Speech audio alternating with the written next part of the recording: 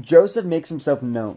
Then Joseph could no longer control himself before all of his attendants, and he cried out, "Have everyone leave my presence."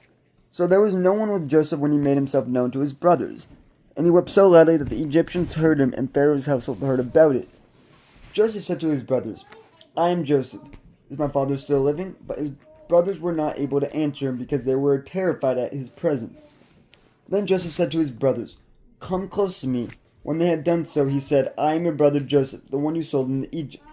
And now, do not be distressed and do not be angry with yourselves for selling me here, because it was to save lives that God sent me ahead of you. For 2 years now there has been famine in the land, and for the next 5 years there will be no plowing and reaping.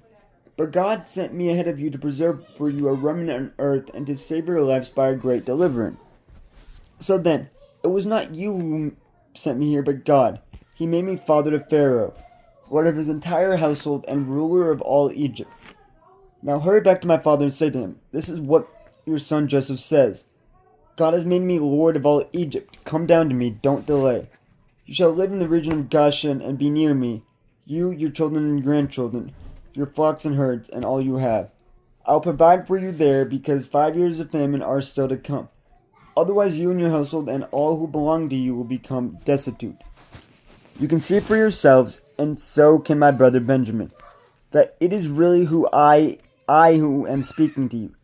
Tell my father about all the honor accorded me in Egypt, and about everything you have seen, and bring my father down here quickly.' Then he threw his arms around his brother Benjamin and wept. And Benjamin embraced him, weeping, and he kissed all of his brothers and wept over them. Afterwards his brothers talked with him.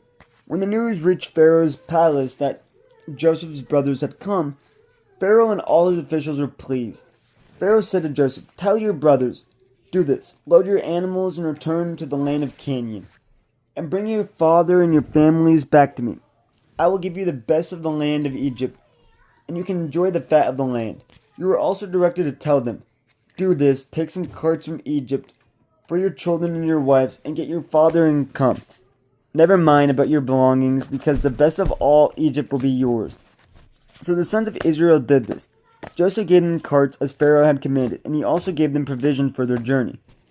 To each of them he gave new clothing, but to Benjamin he gave 300 shekels of silver and 5 sets of clothes.